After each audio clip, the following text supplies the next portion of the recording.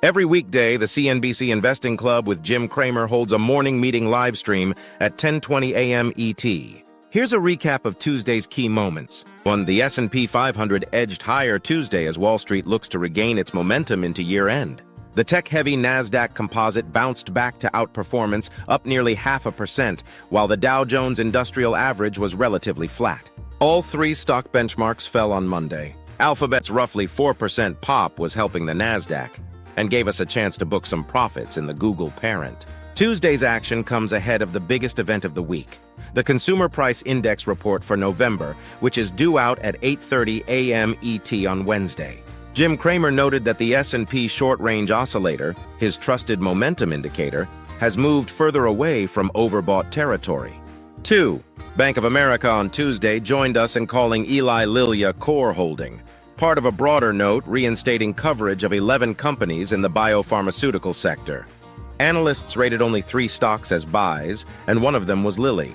Gilead and Merck were the others. Shares of Lilly are up just over 10% since their most recent low in November.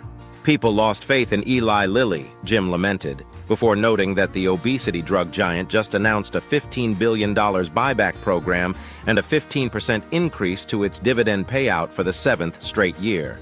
Both are bullish signs. Obviously, the demand for its obesity drugs is just off the charts, Jim said. We bought more Lilly on November 25. 3. Jim said he's itching to add to our position in another drug maker, Bristol Myers Squibb, if the stock falls a bit further from current levels around $58 a share. If this stock goes to $56, we're going to buy more, Jim said. After initiating a position in Bristol Myers in late November, we most recently purchased more shares on Decraw 4 at just over $58 each. Jim said he remains as upbeat as ever about Bristol Myers' new schizophrenia drug Cobenfy, which is at the heart of our investment thesis. I think people don't realize how big that market is, he said. 4. Stocks covered in Tuesday's rapid fire at the end of the video were Oracle, General Motors, Toll Brothers, Chevron, and MongoDB.